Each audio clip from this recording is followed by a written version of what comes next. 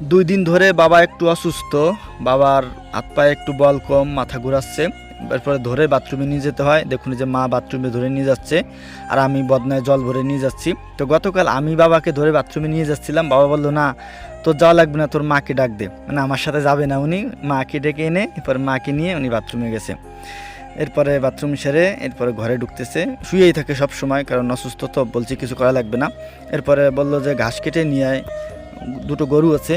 তো আমি আমাদের যে পালান বা বাড়ির সামনে যে জমি যেখানে সবজি শাক সবজি চাষ করে আর কি, সেই জায়গায় ওইখানে কিছু ঘাস আছে। তো বললাম ওইখান থেকে ঘাস কেটে আনি।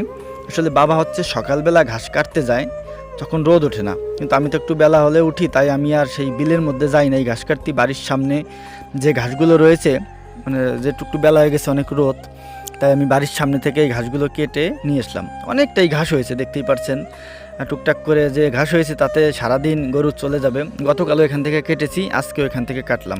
এই যে দেখুন যে বস্তা নিয়ে গেছিলাম সেই বস্তার অনেক অংশ ভরে গেছে। এরপরে উপরে উঠে দেখি মা আমাদের যে তাল গাছের পাতা শুকানো সেটা কাটতেছে। তো মাকে বললাম তুমি সরো আমি কাটি। তো মা বললো তুই আগে গরুকে একটু খাবার দিয়ে আয়। এরপরে গরুকে খাবার দিতে গেলাম, বেশি ক্ষণ নেই, গরুর খাবার প্রায় শেষের পথে। এখন কি করবো আসলে বুঝে উঠতে পারতেছি না, তো যাও দেখা যাক কি হয়। গরুকে খাবার দেওয়ার পরে মার কাছে আসলাম, মাকে বললাম তুমি উঠে যাও আমি কাটতেছি। এরপরে আমি সেই শুকনো যে তাল গাছের পাতা সেগুলো কাটলাম, অনেকগুলো পাতা অনেকগুলো। তো আমাদের যে জ্বালানি হয় গাছের, এই জ্বালানি দিয়েই আমাদের চলে যায়, আমরা চাইলে মানে বাইরে থেকে কোনো কিছু কিনা লাগে না, এত জ্বালানি। তো যাই হোক সেগুলো কাটলাম, কাটার পরে সেগুলো আবার এক জায়গায় রাখলাম। সেগুলো মা ধরে ধরে ঘরে নিয়ে যাচ্ছিল আর আমি কেটে কেটে ওখানে রাখতেছিলাম। দেখতেই পারছেন অনেকগুলো জ্বালানি। তো গ্রামে থাকলে এইটার সুবিধা আর কি, জ্বালানি কেনা লাগে না, এটা খুব একটা ভালো লাগার ব্যাপার।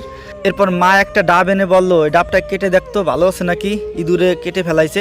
তো ডাবটা অনেক ছোট, ভাবলাম যে ভিতরে কিচ্ছু নেই, বললাম মা কিচ্ছু হবে না নি। তারপরে কাটলাম, তো কেটে দেখি যে না সব কিছু ঠিকঠাক আছে, জল হয়েছে, জলটা যদি একটু নুনটা বেশি, বাট তারপরেও খাওয়া গেছে, খাইলাম। আর আমাদের তো অনেকগুলো গাছ ছিল, নারকেল গাছ প্রায় 16-17টা গাছ, এখন 10টার মতো আছে, আর অন্য গাছগুলো মরে গেছে। ডাব তেমন হয় না, মানে আগে যে পরিমাণে নারকেল হতো এখন আর সেই রকম নারকেল হয় না। তারপরে সেই ডাবটা খেলাম, খাওয়ার পরে একটু মুখে মাখলাম, কারণ লোকে বলে যে ডাবের জল মুখে মাখলে নাকি মুখটা ভালো হয়, ফ্রেশ হয়। তাই একটু মুখে মাখলাম, কিন্তু অনেক পুড়তেছিল মুখটা, কারণ নোনা নোনা জল তো, তাই মুখ পুড়তেছিল। এরপরে ডাবটাকে কাটলাম যে ভিতরে কিছু হয়েছে নাকি। ওরে ভাই দেখি কি সুন্দর লেওয়া হয়েছে, দেখুন আর সুন্দর লেওয়া হয়েছে, যদিও অল্প হয়েছে কারণ এখনও তো বতি হয় নাই বা বড় হয় নাই। এরপর সেই লেওয়াটা খেলাম, মানে ভালো লাগে। এটা হচ্ছে অনেক ছোট, এখনও সে শরীর থেকে নোনতা নোনা নোনা যে ব্যাপারটা সেটা যায় নাই, নোনা নোনা লাগতেছে, মানে অনেক ছোট ডাব, এতটুকু লেওয়া হয়েছে তাতেই অনেক